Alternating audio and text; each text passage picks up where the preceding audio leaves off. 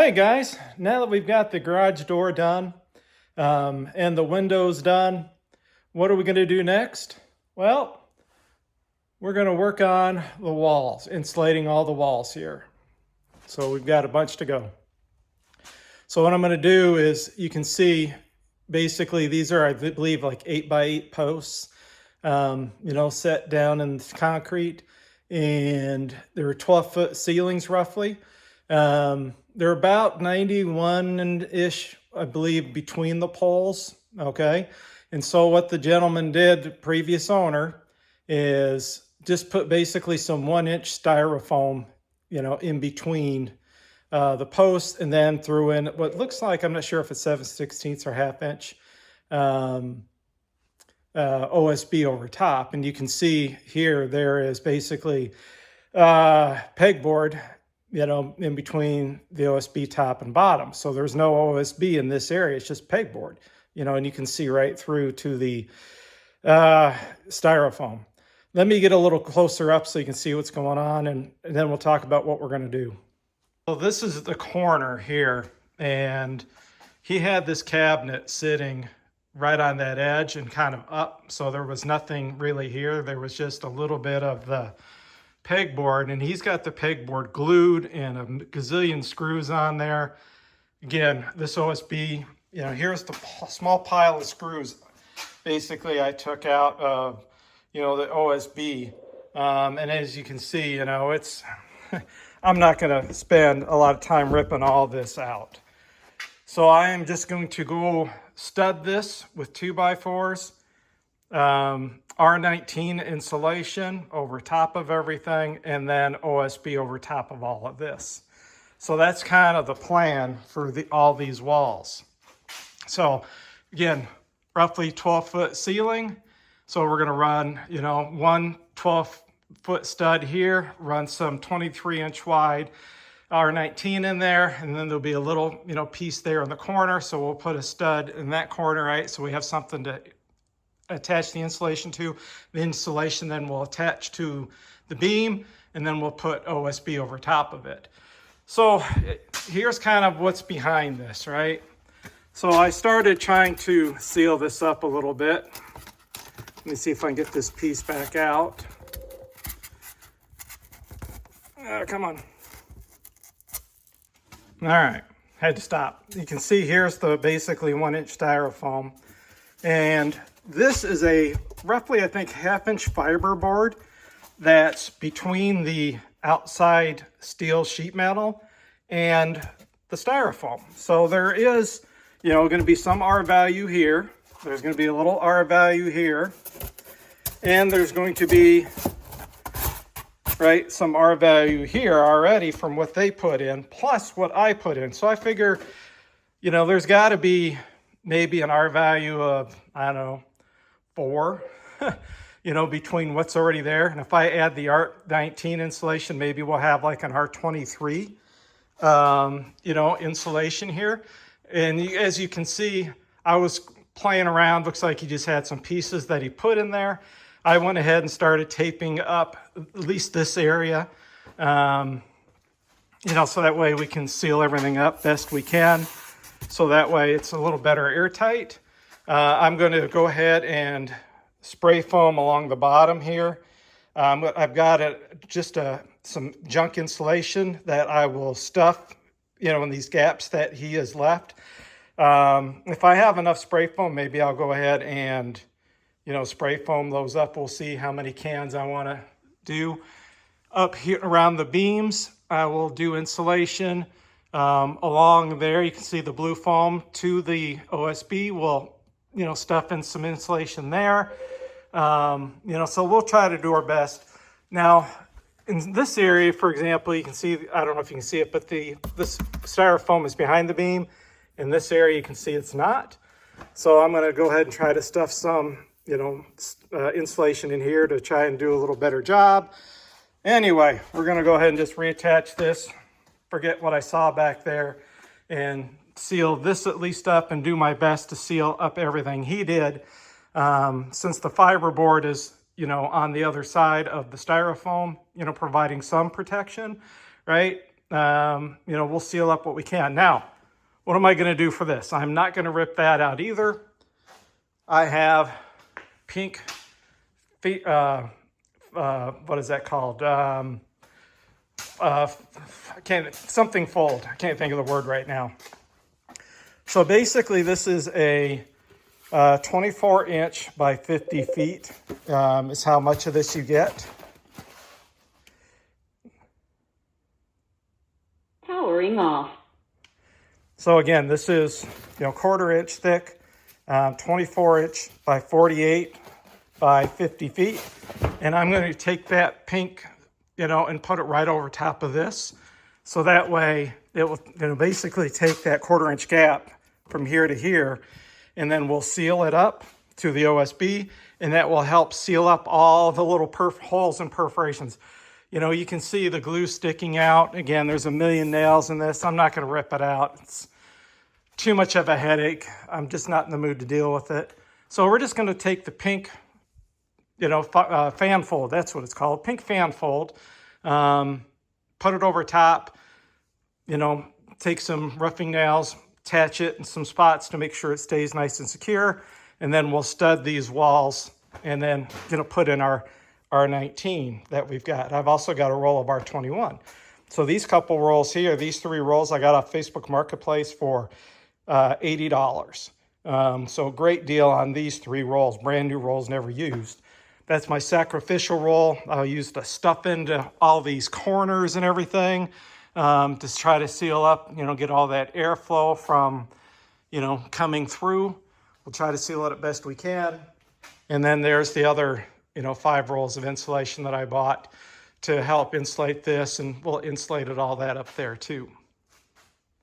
So that's the plan, guys, to, sealing up the barn, at least in this small section. The other part of the pole barn here, again, this is only roughly a 20 by 32 part of the pole barn because it's got a nice radiant heat heater. Whoops, my big fat finger right there. That's natural gas. That'll keep this part of the pole barn nice and warm in the wintertime when I'm working. But then I've got this big section here, which is like 56 by 32. 50 by 32, I guess. Anyway, that is not insulated, nothing whatsoever, right? So this can be nice and cold in the wintertime. I eventually want to insulate this and make it a little more usable because I want to put a 4-post lift on this side. So I can, do some stuff to cars in the wintertime, in summer and whenever I darn well want. But yeah. Anyway, it's a bit of a mess because I broke my leg July 3rd, and this is October, 8th, 7th. Anyway, I'm just now starting to walk and get around again. So this will be a next year thing or the following year. The key is so I can work on my 1967 GTO, which is buried right there in the heated part of the barn this winter.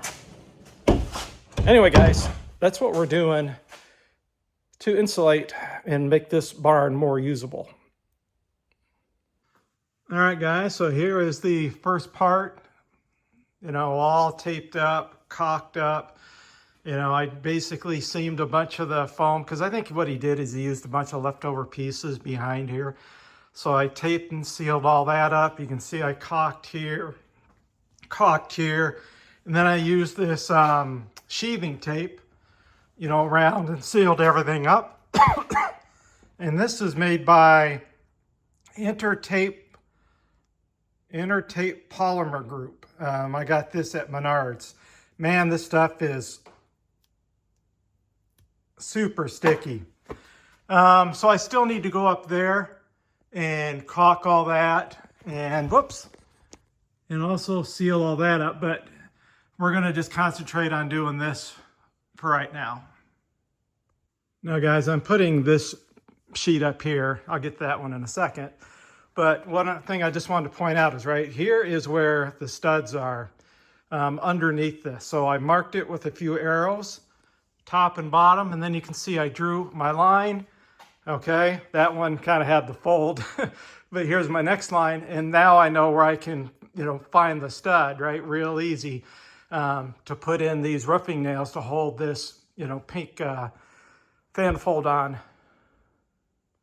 All right, guys, so how are we doing on getting the garage sealed up, or the pole barn, or at least part of the pole barn? Well, you can see we've got all the pink up. We've got the sheathing tape all sealed up, because if you remember, right behind here was the pegboard. And when I tried to rip it apart, it was not coming off easy. So I said, screw it. Put this over top of it. We got it all sealed up good. If you notice along the seams here, we've caulked the seams, okay, of the sheeting. I caulked around the floor here. All right, we've got a pair of new windows in. So double pane, much nicer windows than what was in here. A single glass slider, right? Now we've got a nice double pane with the argon and all that. So much nicer windows in here. So the next thing we're getting ready to do is, you notice all those cans of Great Stuff gap filling foam. We're now going to go along the bottom of the, the OSB there. He's got, like an inch gap, maybe half inch, 3/4 inch gap down there. And I don't know what's beyond that. I think it's just the, like the half inch foam that he's got between the barn metal and, the purlins here. So we're going to go and spray foam down there to seal it up. So you can see I've got a big pile of 2x4s there, a big pile of 2x4s here. So when we start studding out the walls to put in all that insulation, that's all sealed up down there as well to keep bugs and stuff out, as well as the cold. Now I still need to go up there and caulk all that and seal all this up there along the ceiling yet. And I've got something coming in on Monday that I ordered that I'll show you guys in the next video. All right, guys, and now you can see all the spray foam there sealing up down at the bottom. So I was able to go all the way to there. I ran out with that little corner, one can. And I don't want to open up a new can just yet. So once I get what I need to get up here, which will be in tomorrow at some point, we'll set it up and then we'll seal everything up there good. And I'll get another can of the spray foam, spray that, and then do any sealing I need to do up here with what's coming in. So anyway, guys, so I think that'll wrap up this video. You can kind of see where we're at with the pole barn right now and where we're headed with it. So this will be episode 1 of insulating the pole barn. So guys, stick around for the next couple of videos and how we're going to seal up this basically, I think it's 19 or 20 foot wide by 32 deep section. This will be the main working area where we work on cars and, whatever else I want to do. I've got 2 cars, old cars that I work on. So this will be the main work area. Eventually, we'll get to the other part of the barn where I'm going to want to put a lift in and insulate that so it's more usable as well, because in the wintertime, right, it's just going to be too cold to go over there and do stuff. But I want to get a 4-post lift over there so in the wintertime I can pull a transmission out or do other things, do prep, for races and events and stuff. So we definitely eventually going to get that other side done. But the primary is for this winter. We just bought the house and the barn. It's a 32 by 70. And I'm trying to get this section done for wintertime. Because you can see up there, we have a nice radiant heater, that'll keep this section warm. Where I can keep it 50 degrees, all the time, day or night, natural gas. And then when I come in here, I can turn it up a little bit more. But anyway, stick around for the next couple videos.